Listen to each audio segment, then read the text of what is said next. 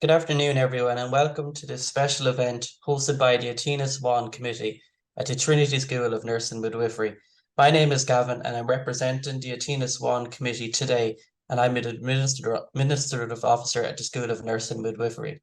Today, we gather to mark International Men's Day 2023 and focus our discussions on the theme Zero Male Suicide.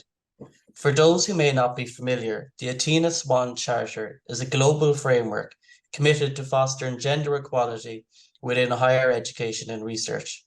At the School of Nursing and Midwifery, we have embraced the principles of the Athena Swan Charter and steadfast in our commitment to advancing gender equality across academic, learning, and health service environments. So our webinar today holds particular significance as we are going to delve into the critical theme of zero male suicide for International Men's Day.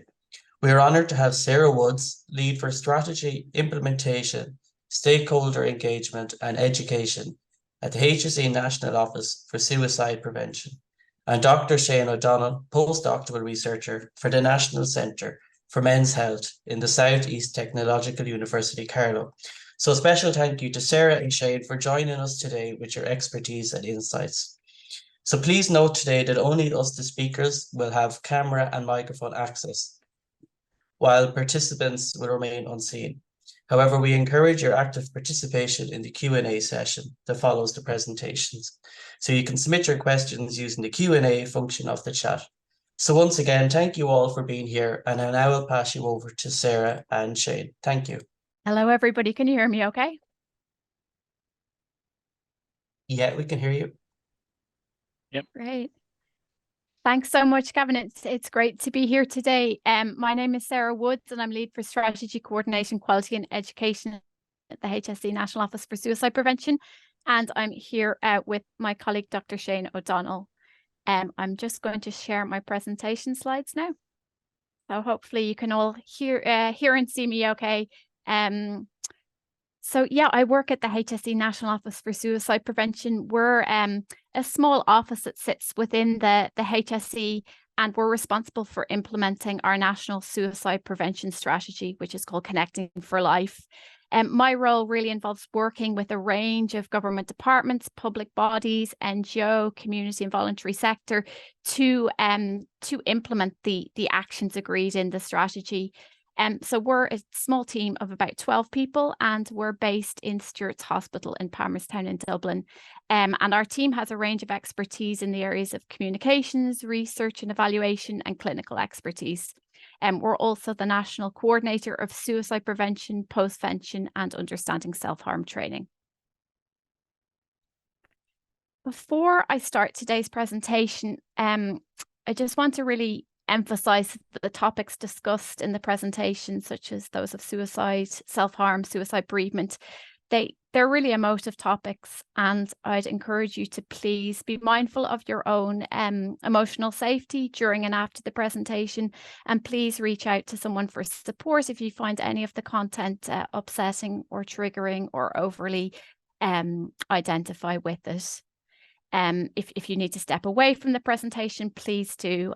And please visit yourmentalhealth.ie for any information on support. And I know there's colleagues from the Student Counselling Service here today, I understand as well. When we have the opportunity to present, we always remind people of the importance of using sensitive language when talking about suicide. So we'd encourage people to please use sensitive and non-stigmatizing language when we talk about suicide. So we say died by suicide or ended his or her own life rather than committed suicide. Suicide has long been decriminalized in Ireland. It's no longer a criminal act. So that commit suicide a crime or a sin. We also don't say a successful or completed suicide. We say a death by suicide, and we say an attempt on his or her own life, as opposed to any discussion around unsuccessful or successful attempt. Shane and I are going to cover four main areas today. I'm going to start looking at the context, some of the statistics and the policy context. Then Shane's going to look at what the evidence says and look at some specific men's health policy responses and programs. And then I'll finish off by talking about suicide prevention, education and training. I'm going to begin by looking at some of the things that we really believe everyone needs to know about suicide prevention in Ireland. So firstly, we believe that preventing suicide is possible. With the right support, help or intervention at many different stages, suicide can be prevented. However, it requires a combination of a number of strategies in place at a population-based, community-based and individual level. Secondly, suicide is no longer a criminal offence. As a nation, we've struggled to talk openly about suicide, and suicide was only decriminalised in 1993, and that's led to the stigmatising language such as commit suicide. Thirdly, suicide is a legal ruling by a coroner if he or she finds evidence of death by suicide beyond reasonable doubt. This is a high burden of proof compared to other jurisdictions. Next, suicides have devastating effects on family members, friends, neighbours, colleagues, and the surrounding community. We believe that suicide is everybody's business. Suicide prevention is everyone's business, and that's why we have an all-of-government suicide reduction strategy with commitments from 33 different government departments and agencies. Suicide happens in all groups in society, but we know there are some groups that are of higher risk of suicide. For example, data has indicated that the suicide rate is almost 7 times higher among traveller males than in the general population. Similarly, there are specific factors that increase the risk of suicide. These include previous episodes of self-harm, which have been shown to be the strongest predictor of suicide. Similarly, they include mental health problems, addiction, bereavement through suicide. These are all very specific known risk factors. The last thing we'd say that each and every one of us has the power to help keep someone safe. We encourage people to ask directly about suicide if they're worried about someone. So our suicide prevention training really focuses on asking people and people knowing that it's okay directly to ask people directly if they're thinking about suicide. This can be a really hard thing to do, and people worry that they might be putting the idea in somebody's head.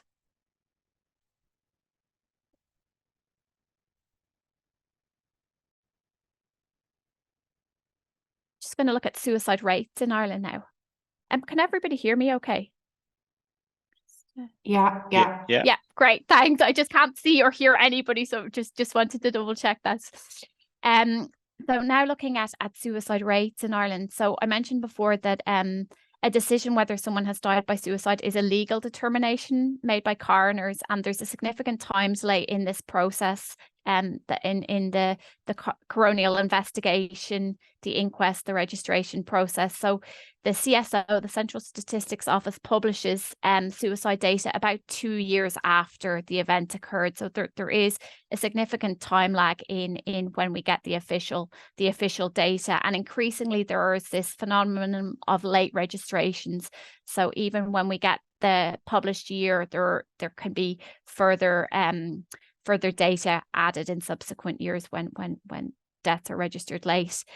So from this table, you can see there were about 500 deaths by suicide a year, with a much higher rate among males than females, and that's what we're here to talk about today.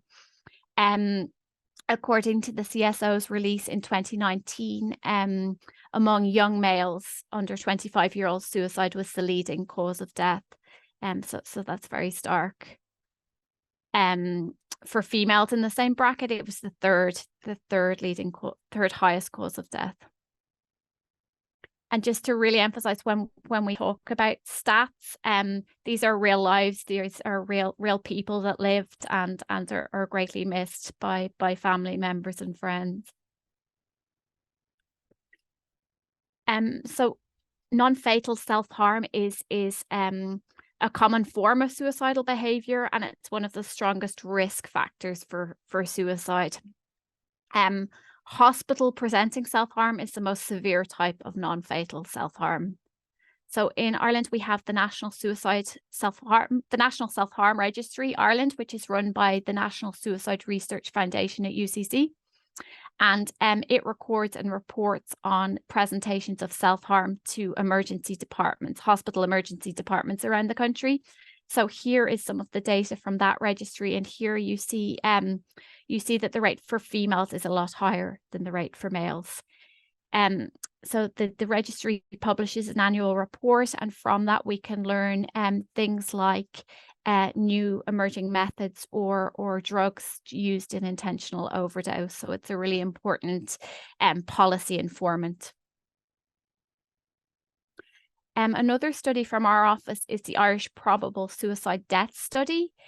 This is a collaborative project involving our office, Irish Coroners, and the Health Research Board. So it looks at data from 2015 to 2018, 3 years of coronial data, and it pulls the data from closed coroner files.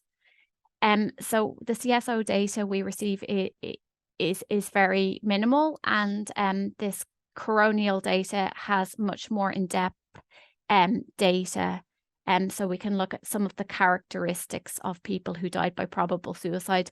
Also, we use a different burden of proof. So it's not the coronial burden of beyond a reasonable doubt. It's on the balance of probability. So we include more probable suicides in the data set. So it's a larger set of data. And the aims of this study are really to improve our understanding of the demographic, social, and clinical characteristics of those who died by probable suicide in Ireland, to identify risk factors for probable suicide, and in turn to inform the planning, implementation, and evaluation of suicide prevention measures around Ireland. Just looking briefly at some of these key findings, and the first report of this database is published on our website, but just I pulled out a few key findings in relation to male probable suicides. So this slide here shows the male-female ratio in the cohort by age group, and you can see that over the 4-year period, 3 times more men than women died by probable suicides. And then the lowest male-female ratios were in those aged below 20, and the highest, where there was a greater proportion of males dying, was in the 40 to 44-year-old age group. This graph looks at the number of deaths by age and sex, and here the highest number of deaths were in those aged 35 to 54, and then specifically for males, the highest age group was 40 to 44, whereas for females it was 35. It was younger, 35 to 39. Some other key findings in relation to males from the study were that 51% of men in the IPSTS cohort were single at the time of their death, compared with 45% of women. A higher proportion of women, 6% of the cohort, were widowed compared to men, where 2% were known to be widowed. Looking at parental status, 38% of the cohort were known to be parents, and a higher proportion of women did not have children compared with men. And then finally, looking at a history of mental health conditions, this is where a known history is captured within the coronial file.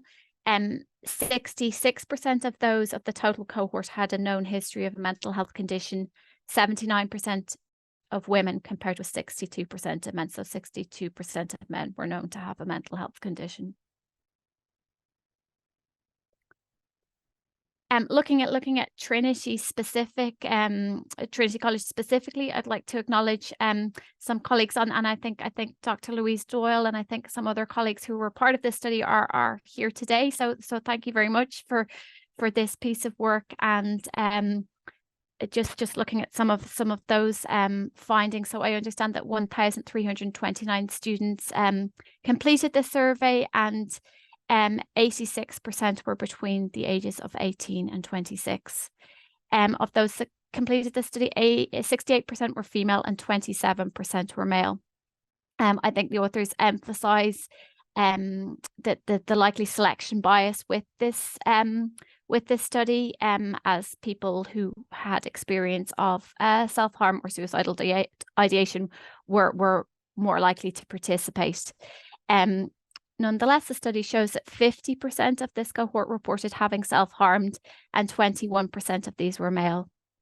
48% reported having seriously thought of ending their lives, and 26 of these people were male.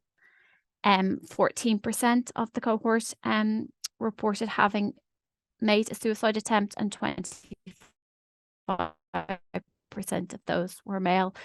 So I think these findings are quite reflective of the self-harm study, where there's more evidence of female self-harm and suicidal ideation.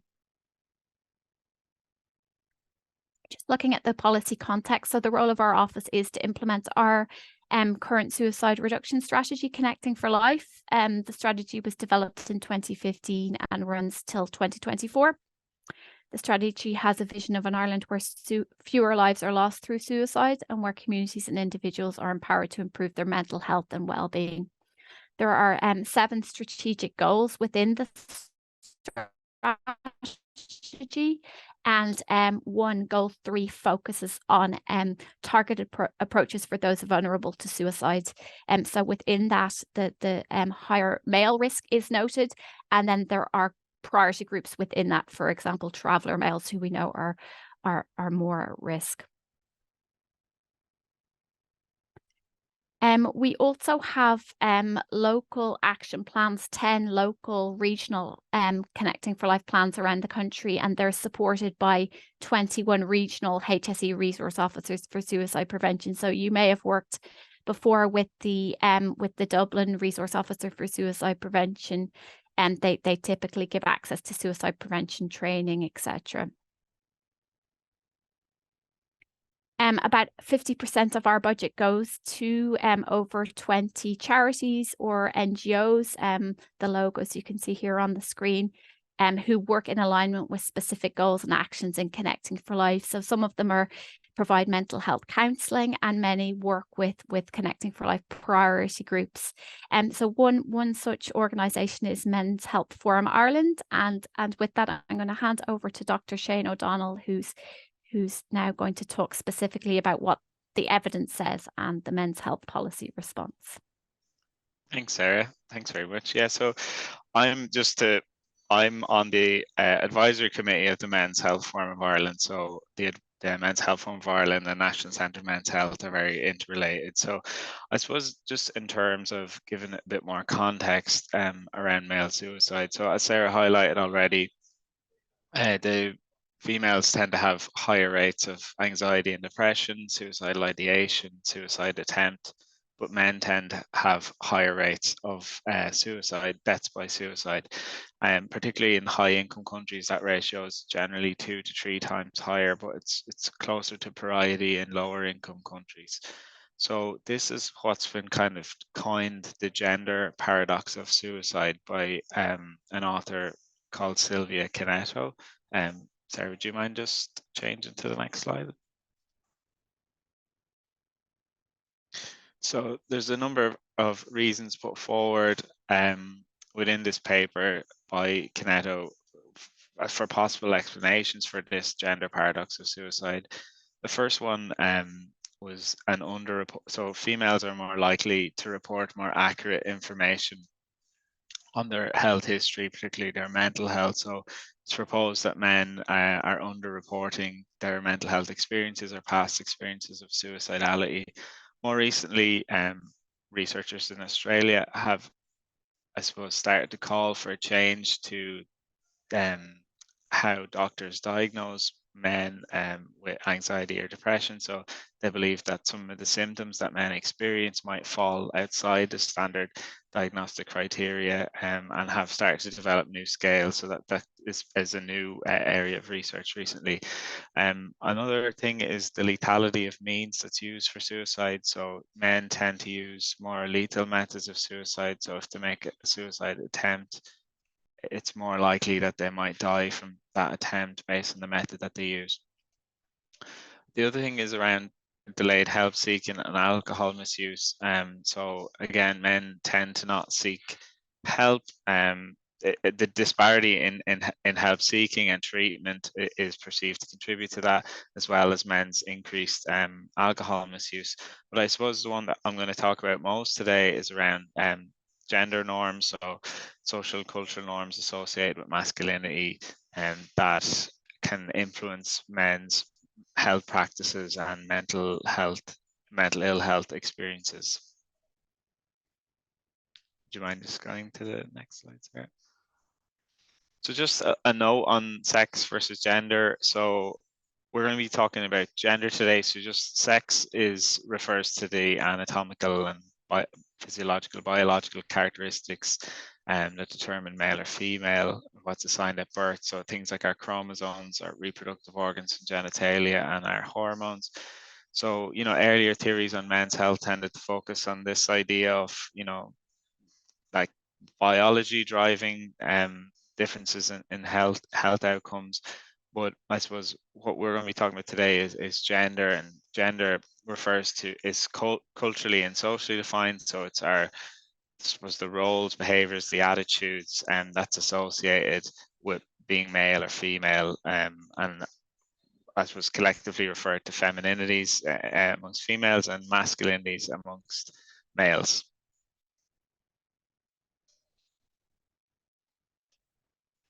So what are masculinities? So you might notice that we say masculinities and not masculinity. So there's a plurality of masculinities. So gender is, I suppose, from what I described about our roles and expectations and behaviors, gender is something that we do rather than something that we are. Masculinities, the leading kind of theory around masculinities is Raymond Connell's theory on relational theories of masculinities. And this talks about a dominant or hegemonic masculinities, like it's like an idealized standard of what it means to be a man, and it kind of retains this position of power through, I suppose, cultural beliefs in trying to uphold that standard. So what does that really mean? So it's kind of things like that men should be the breadwinner, men should be the provider, they should be stoic, they should be self-reliant, men should be physically strong, they should do certain jobs and conceal vulnerability, I suppose, at all costs. So from trying to retain this exalted position of hegemonic masculinities, it inevitably creates subordinated and marginalized masculinities that are deemed to fall short of that masculine standard. So just some examples of what in theories might be considered subordinate or marginalized masculinities. Gay men might be considered subordinate or marginalized masculinities because they don't meet the standard of heterosexuality that's kind of expected of hegemonic masculinities. But we know in reality that nobody really can ever live up to these idealized standards of masculinity. And I suppose from trying to adhere to these hegemonic masculinities creates negative health outcomes, but also then those other subgroups that are deemed to fall short also experience negative health outcomes through things like discrimination and stigmatization as well.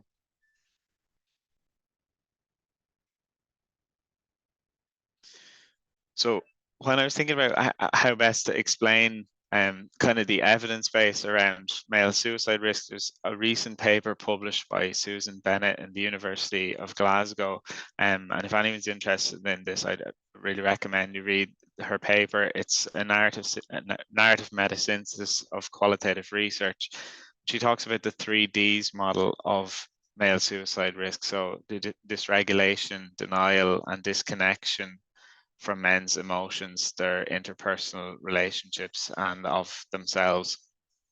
So norms of male emotionality. So these are things like we talked about already, men's kind of trying to live up to the standards of self-reliance, of stoicism, trying to be strong, things like that can, I suppose, disconnect men from their own feelings in the sense that they find it difficult to understand or process their own emotions.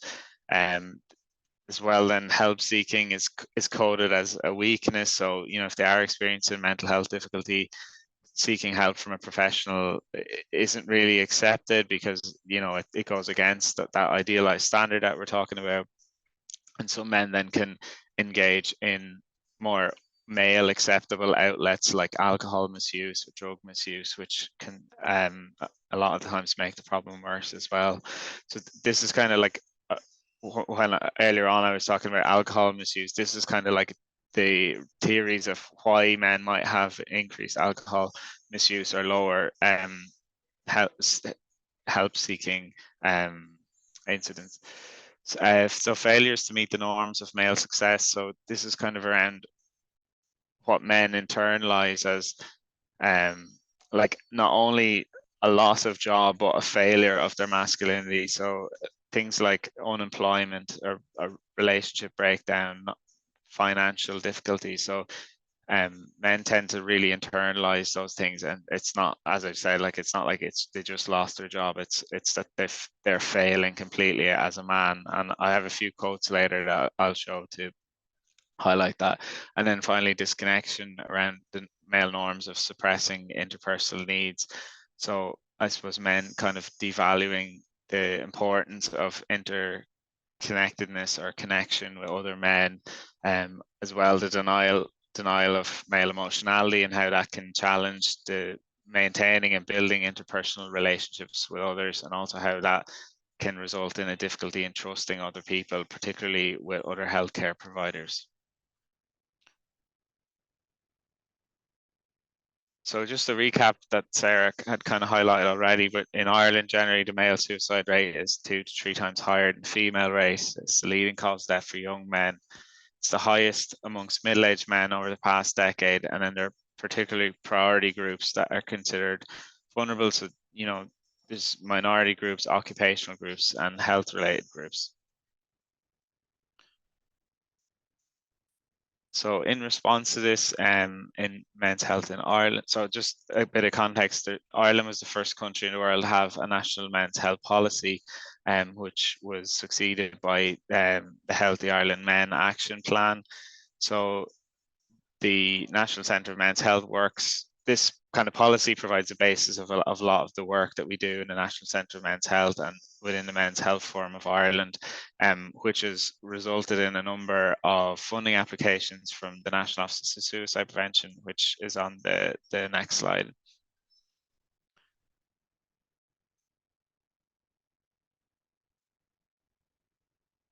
So as I highlighted, these are kind of priority groups from the previous slide that we'd mentioned. So these are the funded projects that we are currently working on and have completed with the Men's Health Forum of Ireland. So we worked on a mixed method study exploring the lived mental health experiences of young men considered vulnerable to suicide.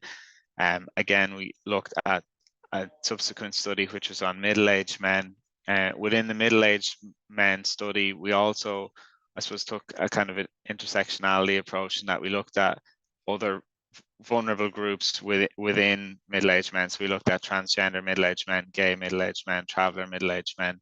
And with both of those programs, there was a view to developing Engage, which is a national training program for men's health that's delivered through health promotion in the HSE, and it educates frontline service providers about how best to engage young men and middle-aged men around their mental health. And lastly, one related to construction workers, which I'll talk about a little bit more as well.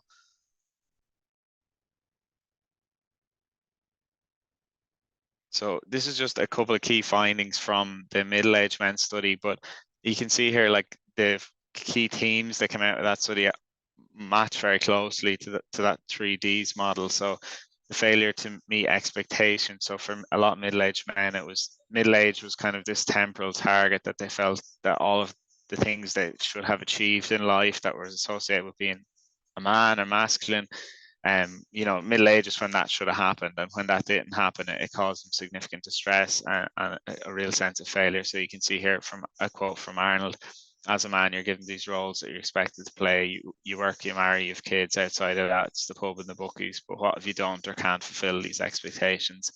I failed as a breadwinner, I failed as a husband, I failed as a man. Again, isolation and loneliness. So a lot of men in their middle age talked about in their 30s when they, you know, picking up work, got busy, they started having kids, and how they kind of, their social circles began to narrow from that point. And when they got to middle age and they had more time, then that you know, that's when they kind of realized that those social circles were starting to feel a bit smaller. And then particularly for those groups that are stigmatized and discriminated, like traveller men, gay men, transgender men, they talked about that kind of rejection of being a man, a rejection from groups, and how that really kind of drove their isolation and loneliness as well. And then we're just running kind of short in time, so I'm not going to go into help seeking and maladaptive coping mechanisms, but it's just to note that men tend to leave it till a crisis point before they seek help. So the Corja project is our construction industry project, and this is an early intervention peer-based suicide prevention program.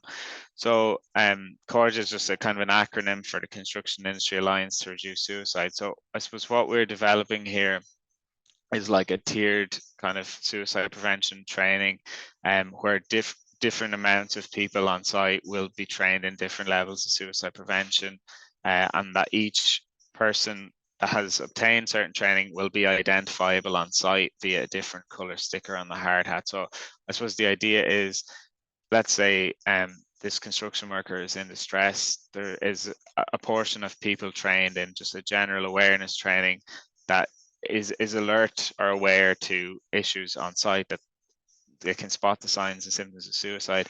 If they notice that, they grab someone, they raise the issue with someone who is safe talk or assist training, who can, depending on the level of risk, provide an intervention to that person or else refer it to a manager.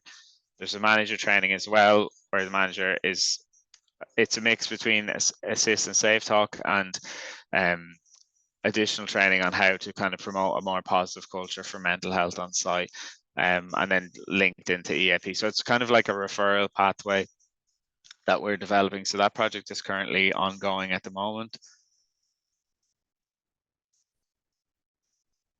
Sorry, could you, yeah, so again, I'm not going to go into all this, but this is just our process of developing the program. So if anyone has any questions on this afterwards, I can discuss that more. But different work packages, so we are conducting surveys and focus groups to kind of understand the problem and the context of the construction industry. We've conducted 2 systematic reviews on interventions to promote mental health in male-dominated industries, with a particular focus on identifying behaviour change techniques that are used within those interventions.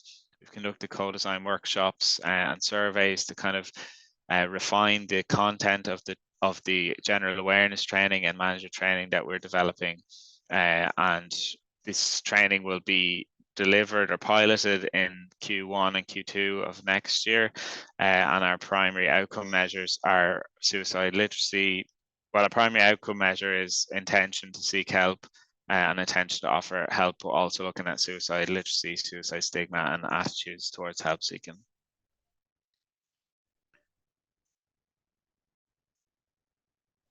And I'll just really briefly just highlight some of the quick findings of the survey. So we surveyed 1,675 construction workers, male construction workers, across 52 construction sites in 2023. And just the next slide, Sarah. So suicide ideation, so 22.4% of that cohort had experienced suicide ideation in their lifetime. And this was associated, this was significantly higher amongst younger age people, males, suicide bereavement, those with financial worries. But when we controlled for all factors, anxiety and depression was independently associated with suicide ideation. So that ORR is just risk ratio. So if the risk ratio is 1, it means there's no difference. So the risk ratio for those with the most severe anxiety was twice that of those with no anxiety, and with depression was 90% higher, those with severe anxiety than those with no anxiety. Similarly, with non-suicidal self-injury, was 6%. Anxiety, when we controlled for all factors, anxiety was the only one there that remained in that model, significant in that model, with 4.4 times higher for those who had severe anxiety compared to no anxiety. And then with suicide attempt, 6.1% had a lifetime experience of suicide attempt. Again, when we controlled for all factors, depression was the only one that remained significant in the model. You can see it was 15.5 times higher for those with severe depression than for those with no depression. So what does this really tell us? Well, suicidality, these rates were higher for Ireland than they were for any other country that has conducted similar research. So there hasn't been a whole lot of research, but it's higher than Australia and the USA, but it's not higher than the national estimates for suicide ideation, non-suicide self-injury and suicide attempt. However, that study was conducted during COVID, and it might have been a little bit higher, so it would be useful to compare more recent data. I suppose just to highlight the last point there, the findings highlight a clear need for the early detection and treatment of anxiety and depression in order to intervene and potentially prevent suicidality amongst this cohort. So I'm just going to hand you back over to Sarah now. Sorry, Sarah, I think I kind of went a bit over there, but Thanks so much, Shane. So I'm going to finish up by highlighting some of our suicide prevention education and training programs at the National Office for Suicide Prevention. So we're the national coordinator of suicide prevention training. We support the training of thousands of people every year, and we've got specific training partnerships with some organisations such as An Garda Síochána. So all Garda trainees in Templemore go doing the BA in policing go through our Safe Talk and Assist programs. We also have training programs within the Department of Social Protection, so all frontline staff there get suicide prevention training, and also the Defence Forces. And I think I saw a Safe Talk or Assist trainer on this at this meeting. So nice to see you. So the premise beside the suicide prevention training is that when people are thinking about suicide, they can send out invitations for help, so signs that they want help, which are commonly missed, dismissed, or avoided. So the training teaches people that they can intervene, how to intervene, and really increases confidence in intervening.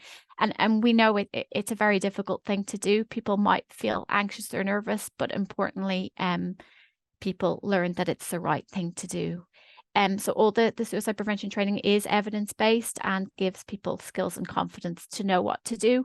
And then there's also a focus on stigma and challenging some of the stigma and myths around suicide and looking at your own personal prejudices and stigma.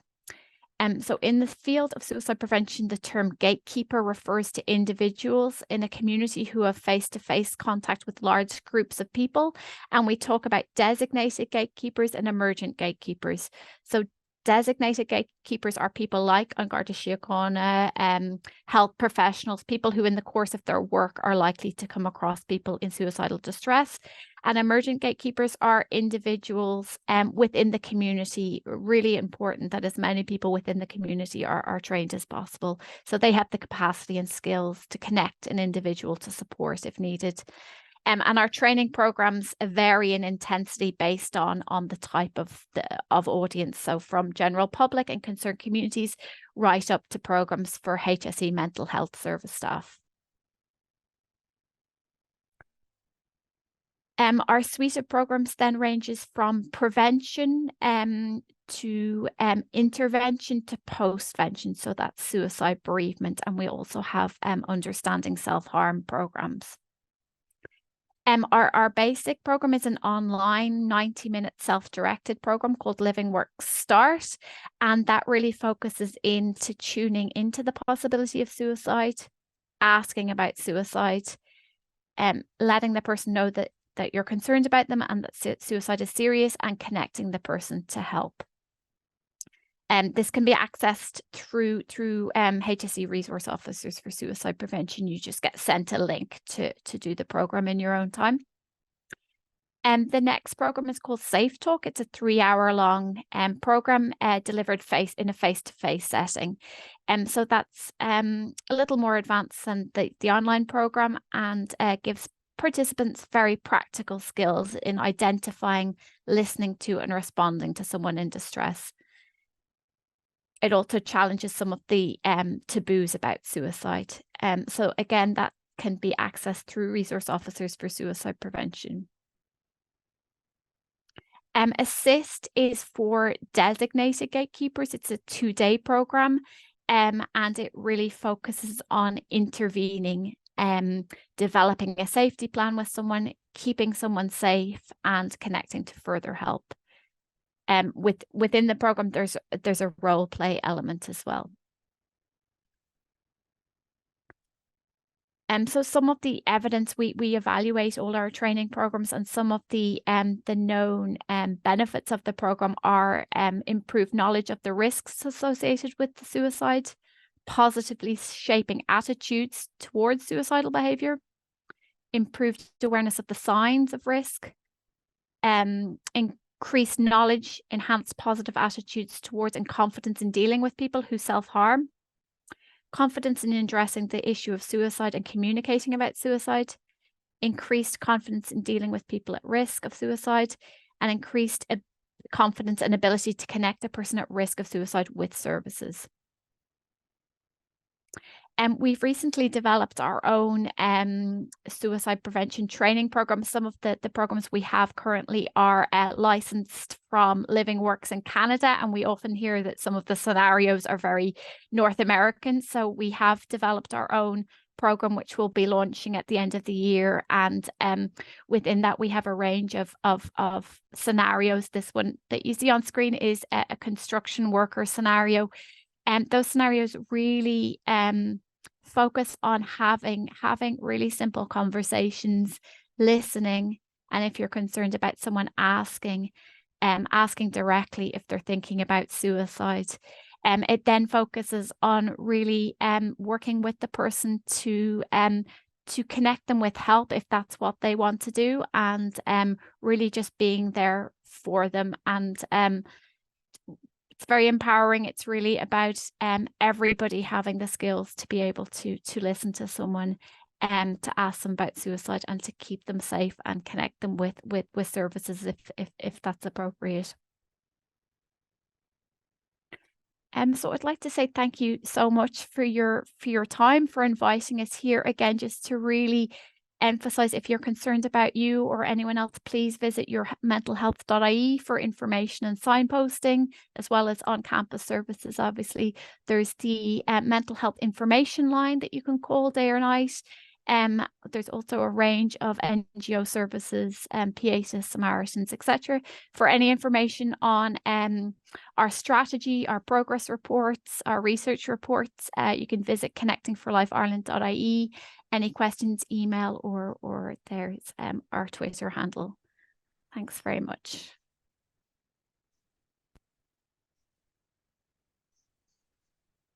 Thank you, Sarah. Thank you, Shane. A very informative and insightful presentation. So thank you for joining us today. We're going to move now to the Q&A section. So I hope you don't mind if I put a number of questions to you both. I'll start with Shane. So we have a question: what kind of cultural changes need to happen to improve men's health, and how we can make that happen? Yeah, it's kind of a big question. I suppose it's really challenging that kind of like hegemonic masculinity thing, like what it means to be a man. Like we kind of, from a very young age, hear big boys don't cry, things like that. And while they may seem innocuous at the time, they kind of represent and reinforce this idea that men shouldn't be vulnerable, that they should conceal weakness, etc., etc. So I think like the cultural change or that kind of gender norms starts with all of us. Like we all have a role to play in that. So I think initially it's how we try and change our language, or how we speak to kids. It's all of that kind of stuff of trying to change the narrative around that. But I suppose there's been lots of positive work going on with that kind of thing. But I also think that if we challenge men to not be a certain way, we need to provide them with a model of a way to be, if that makes sense. And I think that's missing a little bit. Like, who are the positive male role models in society? that's kind of what we need to look towards, I think, as well. And then just how kind of institutions can change to better promote gender equality. That kind of creates, I suppose, more equality between men and women. We know in countries that have greater gender equality, men and women both have better health outcomes. So it's kind of like how all groups come together to try and challenge hegemonic masculinities that actually benefits everyone in society. So Thank you, Shane. So the next question is for Sarah. If you're concerned about someone's mental health and they refuse to seek help, what can we do for a loved one? Thanks, Gavin. Yeah, I think this is extremely difficult and really hard for the loved person in this situation. The training that I talked about, our training would really focus on listening to the person, really telling them that what they're saying, what you're hearing is very concerning. Seeing if there is anybody that they would talk to, a friend, a relative, a GP, really trying to work with them, I suppose, to safety plan and to keep them safe. There are also support groups for people supporting people with mental health issues. Aware, for example, run ones, which can be really helpful for family members. If it is an emergency, a crisis, there are emergency services. Emergency services should be contacted if there is an immediate risk to life, and there's also the Mental Health Act that can be evoked as well. Great, thank you, Sarah. And Shane, does somebody submitted here the contribution of lack of clarity of sexual orientation in deteriorating mental health? Could you talk maybe just a little bit about that? Yeah, like, again, a tricky one. I don't have like significant research experience in this area. There's a couple of guys who would have contributed to the Middle-Aged Men Project who would have talked about kind of internalized homophobia growing up and how they kind of picked up those negative messages that they're hearing in society about being gay and about what that meant about being a man, and how that kind of made them conceal or try and, I suppose, suppress their sexuality, and how that kind of resulted in them kind of, it's like that denial part of the 3Ds model, denial of who they felt they were and how that contributed to mental health. Again, I can only speak about those couple of people, but I don't have a significant kind of experience on it. No, that's fine. Thank you, Shane. There might be, Gavin, just to add that there's probably colleagues who are involved in the LGBT Ireland survey, which we've funded, so the second wave of that. So they'd probably be really well placed to answer that question. And I think we probably have some of those colleagues here on the call today. And then finally, Sarah, are there differences in suicide prevention strategies for male and females, or is it a one size fits all? So in terms of national suicide prevention strategies, I don't know any jurisdiction that's gone for a male-female suicide prevention strategy. There's the men's health strategy, which Shane mentioned, which has mental health and suicide prevention elements. So our national strategy, within it has priority groups, and men are captured within that. So it's more at the intervention or the program level where we'd target men specifically. Thanks, Sarah. And I see there's a number of questions that have come in from the Q&A, so I will just address these to both of you. So we have a question here from Clodagh. So great webinar, thank you. Particularly great to hear about the training HSE provide.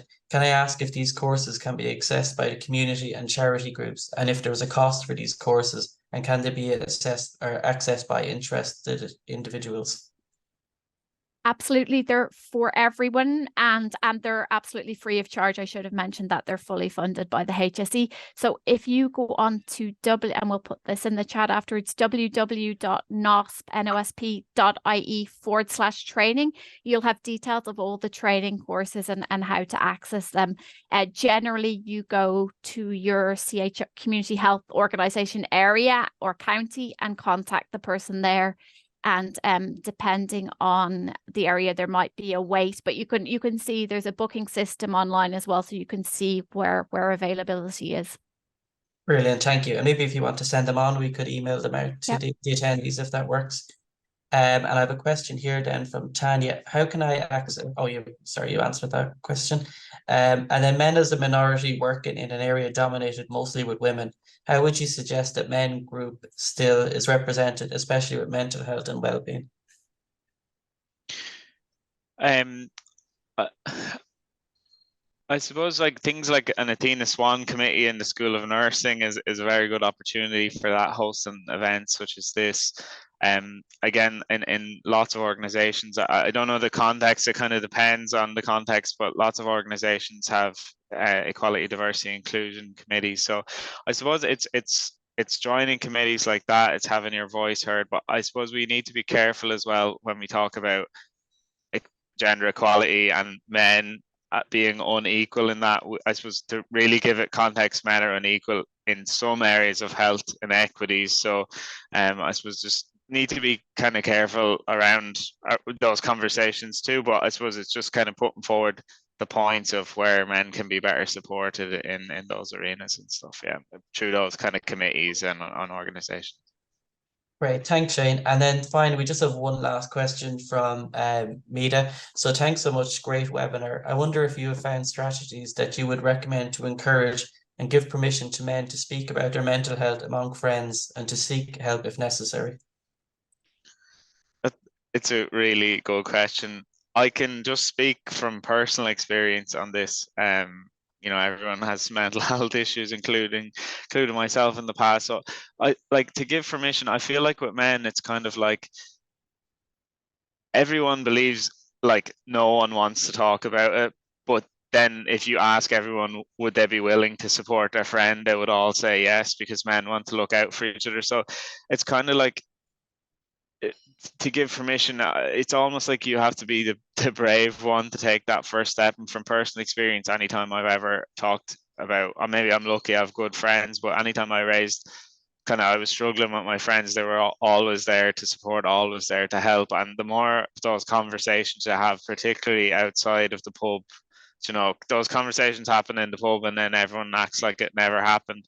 Having those conversations over a coffee or a walk, particularly with men, do it shoulder to shoulder, side to side, do something else while you're talking about it. It makes it easier.